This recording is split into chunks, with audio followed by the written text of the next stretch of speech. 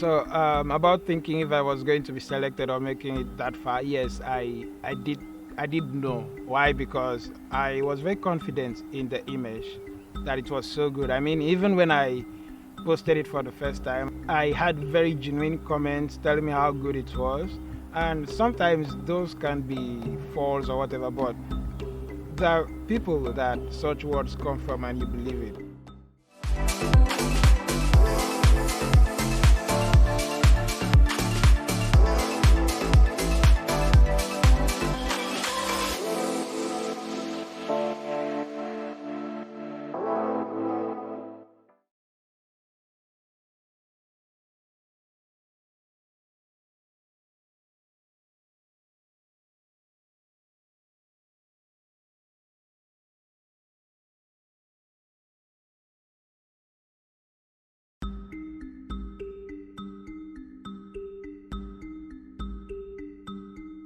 My name is David Joseph. I am from Ibesiko Sultan in Akwa Ibom State. I'm a graduate of English education and I am a photographer. Actually, macro photographer.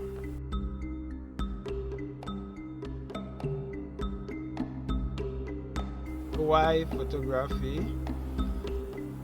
Well, thing is, it was easy to get into, and that is because of how mobile phones have become better at taking pictures in the past few years. So it felt natural, or let's say very inexpensive, to get into photography with a phone. I was about saying mobile photography because then that was just how I saw it.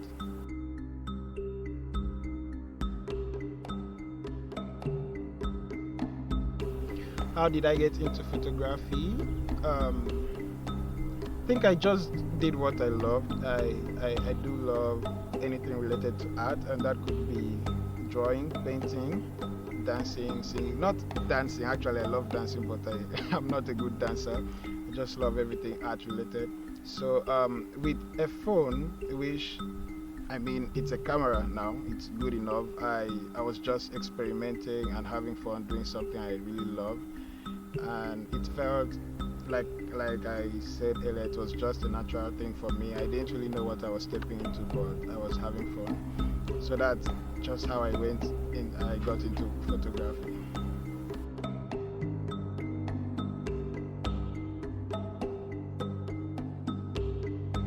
Why macro photography? I did know you were going to ask something similar.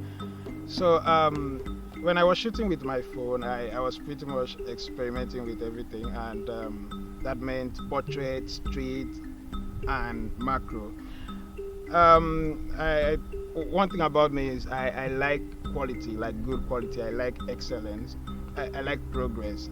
And with my phone, working with humans, I got to a point I didn't see progress anymore, and it just didn't get me to a point I wanted to be. And that was solely because phones depend on software to give you something meaningful when you are working with a human. Like you need the AI or software to blur the background, all of that, and the focal length is kind of limited, so it doesn't really give you what, or let's say a very similar result to what an actual camera in the hands of a pro can. Now, using my phone for insects, it's very different because I am able to utilize the hardware part of my phone more. And even though the results still differed from what I could have achieved with an actual camera, it was close and it did make sense. So that was one way I did step into macro photography. But what really kept me and pushed me in deeper was how fascinated I was whenever I'd see these creatures up close. I mean, it was really cool, and that love, that's what got me into macro photography.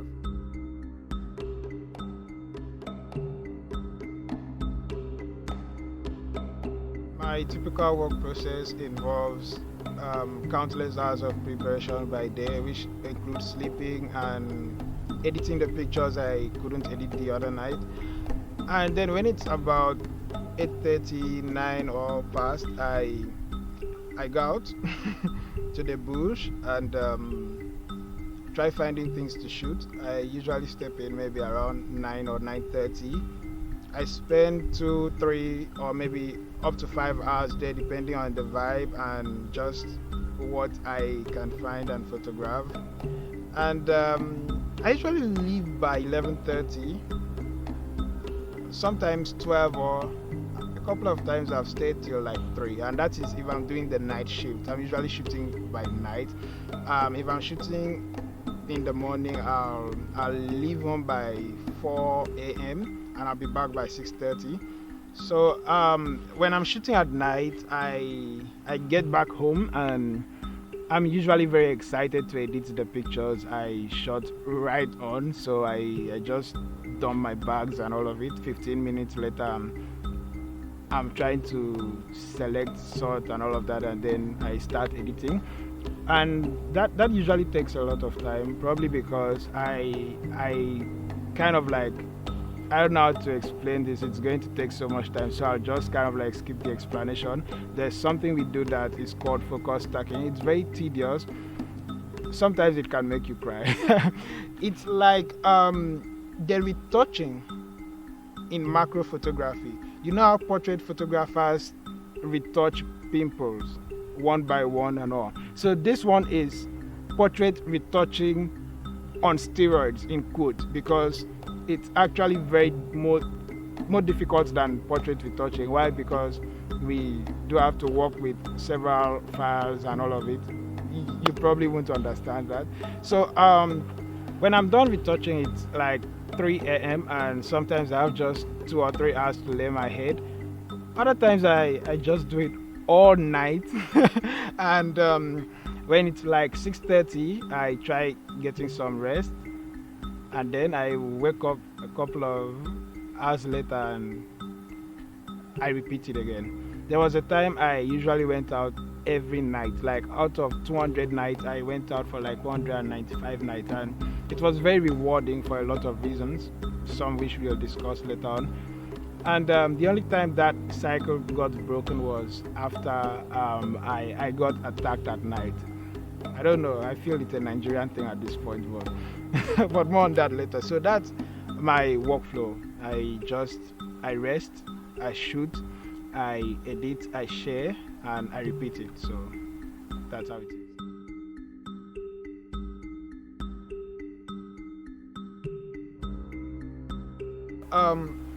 My greatest challenge has been doing this in Nigeria.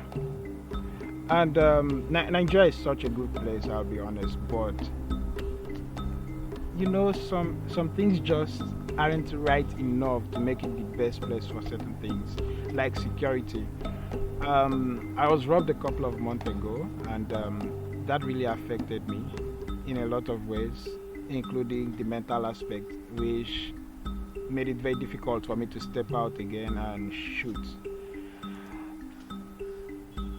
And that is very limiting. That is very limiting, you know.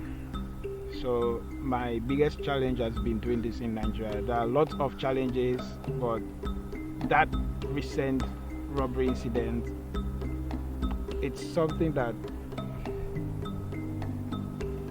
it's not easy. Other challenges include the fact that I'm the only one doing this over here. I mean, there's not anyone who understands the struggle. There's not anyone you could call and be like, hey, let's go shoot this together. It's just so lonely over here when they are doing this, and it hurts because they don't really understand. I mean,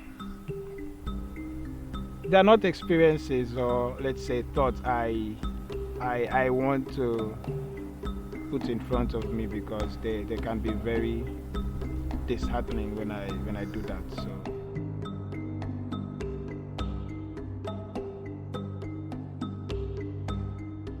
the joys. Oh, I don't know why I'm laughing at that, but yeah, I mean, I really appreciate just how much of free therapy being out with the box can be. I mean, therapy is expensive, and and with them you just get it for free. So it's something I don't take for granted. I mean, it's really beautiful when you step out of your own world and stepping into that of the box, it's a very life-changing experience. It makes you see the world from a whole different point of view, and that's very joyful. So, but it's not the only kind of say joy I get from it. I do derive a lot of joy from taking the pictures, sharing it, and getting to also open the eyes of people to make them appreciate and understand these books. I mean, it's always so beautiful when someone leaves a very nice comment under my work, and it's part of the joys. Getting to connect with like-minded people who also love bugs, it's also part of it, lots of it. And the rewards, I feel all the joys are part of the rewards, you know. I mean, it helps. It's like a companion. I mean, have you ever seen a spider in your room? And for me, I don't freak out because I'm like, hey, he's coming to tell me to come go shoot. So it's all part of the little things that make it very amazing to work with these bugs. So, and here's a pro tip: if you see a spider in your room, it won't harm you. I mean, it's actually on your side. It's there to fight the cockroaches, geckos, yeah, and any other kind of bug that would try to get into your room. So the spiders are on your side and they won't harm you. So that's it.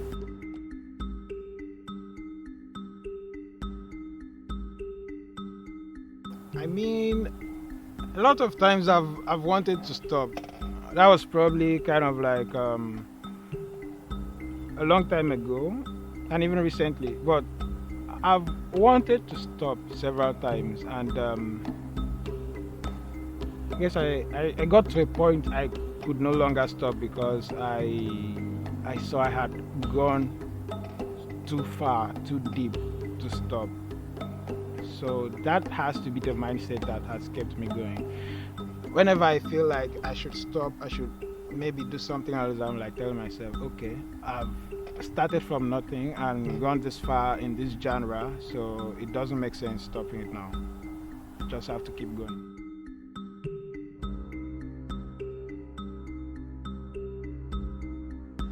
I saw it made sense to enter because I'm also a big boy in macro photography, and yeah, it did make sense because when I was thinking of it, I was like, this further cements my place and proves to people, especially Nigerians, that I'm just so good as anyone in macro photography they can think of. You know, when you're from Nigeria or in Nigeria doing a certain kind of thing to a certain kind of level, they hardly believe you.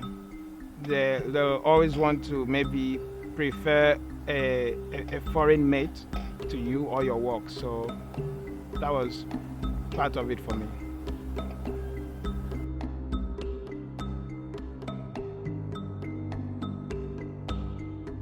So going through depression during the puberty season, it's not as if I like it, but I've been battling depression for a long time, and it was there before puberty, was there during and after.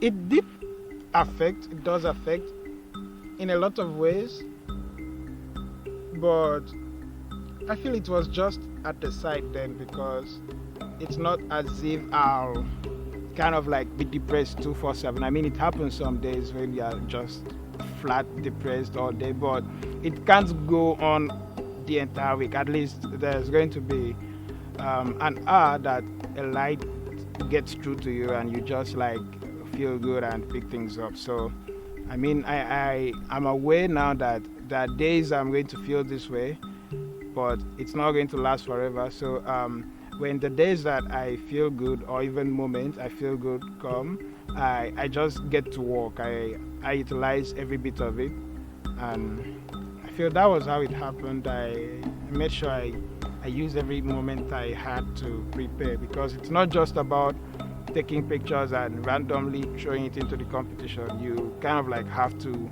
follow the rules, the titles, the resolution, all of that. So, well, I think it's what makes the victory interesting.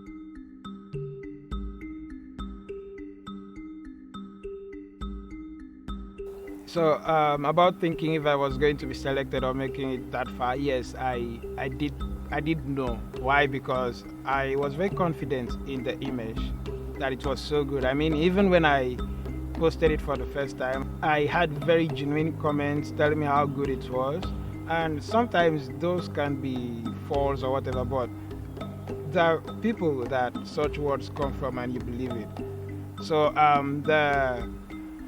the invertebrate portrait category winner, Tibor Mona, he told me that the picture is so good. That was then when I posted it. That the picture is so good that he'd enter it into a competition. I believed it. I believed it, especially as Qpot, because they also have a page. They featured the picture, and that was really great. I was like, wow, if they're featuring this picture already, then it's so I really believed in that shot, that it was going to make the short list.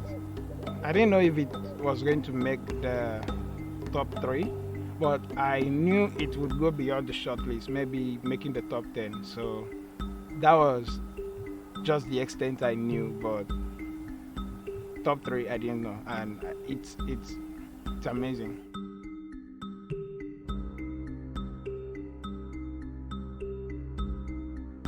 Making the top 100 and top 3, it to me means that, yeah, I have the standard, I have the quality, I have the excellence, and I should keep it up.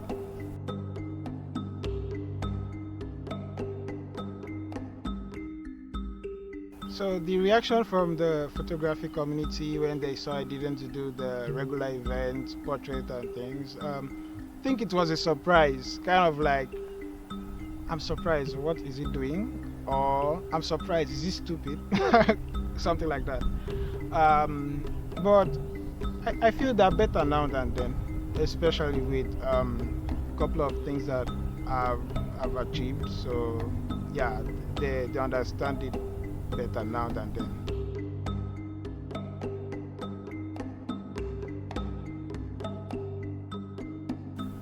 Being a person of color in a white dominated genre, I think it's fun. They love it, they appreciate it. It's not like they're trying to monopolize the genre. They want everyone to be included. So it's really amazing when they see someone else who isn't white getting into it, because we are used to seeing black people not do things like that. So it's something they really appreciate. It's beautiful. I mean, I've never seen a photography community as kind as the macro photography community.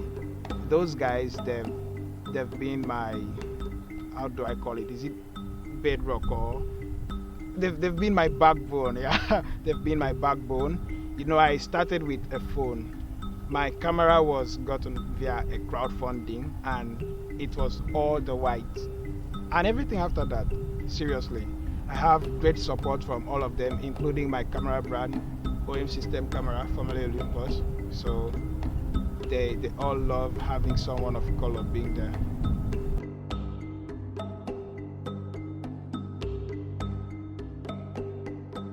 How I'd place myself in the genre when it has to do with the continent, I'd probably say I'm the father of macro photography in Nigeria, and that isn't wrong. So that's just how I'd place myself.